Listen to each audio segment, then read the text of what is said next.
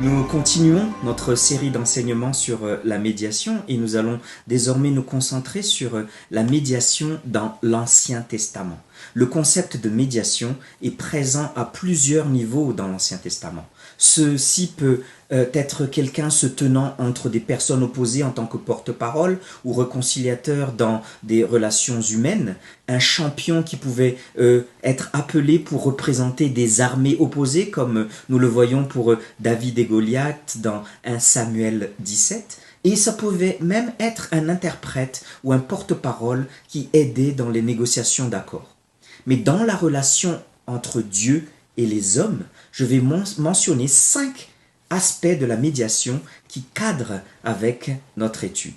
La première, ce sont les patriarches. Dans le livre de la Genèse, nous voyons les patriarches offrir des sacrifices et des prières d'intercession au Seigneur en tant que leaders de leur famille, de leur clan ou même de leur communauté. Nous pouvons prendre pour exemple Noah dans Genèse chapitre 8, Abraham dans Genèse chapitre 12, Isaac, Jacob ensuite. Mais nous ne pouvons pas non plus oublier les exemples de Job, qui a offert des sacrifices pour ses enfants, selon Job chapitre 1, verset 5, et même Melchisédek, le roi prêtre de Salem, en Genèse 14, qui offrait aussi ses offrandes d'intercession.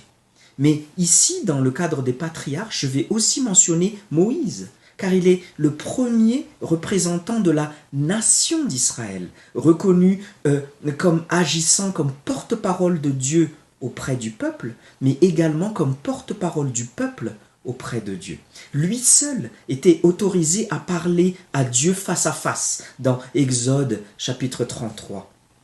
Nous avons donc un exemple frappant de sa médiation dans la Bible, notamment lors de l'épisode du veau d'or, lorsque il a supplié Dieu de détourner sa colère suite aux actions des enfants d'Israël et que celui-ci a obtenu en ce sens une rémission de la peine qui aurait dû être portée aux enfants d'Israël, s'offrant même lui-même pour être l'expiation des péchés de ce peuple.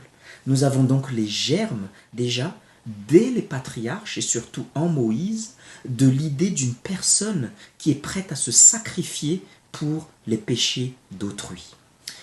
En plus des patriarches, laissez-moi mentionner aussi la loi mosaïque. Cette loi avait pour but d'indiquer au peuple de Dieu la conduite qui leur incombait en tant que nation choisie et sainte, dédiée à Dieu. La loi mosaïque devait servir comme un tuteur qui leur montrait comment vivre une vie d'adoration devant un Dieu saint.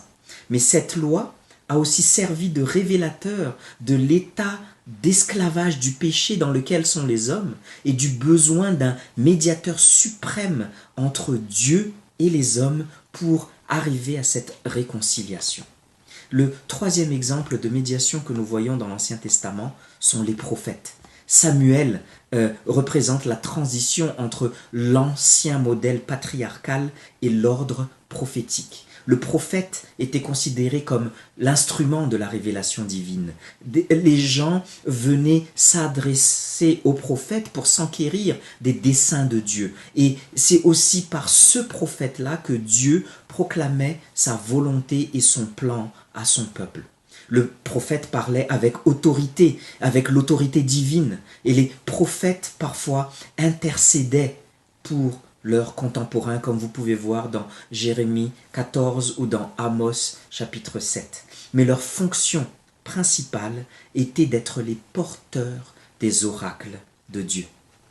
Un quatrième exemple de médiation sont les prêtres. La sainteté de Dieu est permanemment souligné dans l'Ancien Testament avec ce gouffre qui le sépare des personnes souillées par le péché. La médiation des prêtres n'était possible qu'après qu'eux-mêmes aient subi des rites cérémoniels religieux de purification attachés à leur fonction. Dans le système lévitique, ce n'était pas même tous les prêtres, mais des prêtres désignés, ceux qui étaient descendants d'Aaron, qui avaient ce privilège d'un accès immédiat à Dieu dans son sanctuaire. Les prêtres étaient consacrés pour offrir des sacrifices de réconciliation au nom du peuple, l'offrande ultime étant celle faite par le grand prêtre sacrificateur une fois par an, le jour de Yom Kippour, lorsqu'il entrait dans le Saint des Saints pour faire un sacrifice pour l'expiation des péchés de son peuple, selon Lévitique chapitre 16.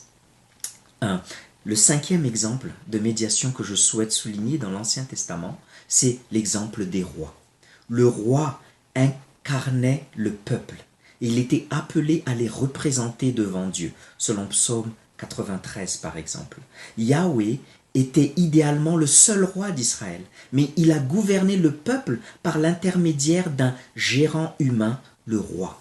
Ce roi était considéré comme celui qui était oint de Yahweh, celui qui était choisi par Yahweh. L'idéal du roi théocratique dans l'Ancien Testament était représenté par le roi David, l'homme que Dieu appelle l'homme selon son cœur dans 1 Samuel 13, verset 14. Dieu a d'ailleurs fait une alliance avec David qui déclare que le trône d'Israël sera toujours occupé par l'un de ses descendants. Ce roi prééminent de la lignée de David possédera des attributs qui le qualifieront pour servir de médiateur entre Dieu et son peuple. Et il exercera sa domination avec justice, avec l'autorité divine. Ainsi, à la fin de l'Ancien Testament, il est donc clair que le peuple de Dieu attend toujours son médiateur parfait, attend toujours son Messie, celui qui sera un nouveau Moïse, celui qui accomplira parfaitement la loi, celui qui pourra occuper les trois fonctions de prophète, prêtre et roi, celui qui sera le serviteur oint de Yahweh, celui qui pourra s'offrir lui-même comme expiation pour les péchés du peuple de Dieu. Ce serviteur sera le représentant de tout le peuple de Dieu de par son identité et aussi par sa vie sans péché. Dieu acceptera sa souffrance à la place de la peine capitale méritée par tout le peuple de Dieu. Ce médiateur unique, le Fils de l'homme, est celui dont nous parle également le Nouveau Testament.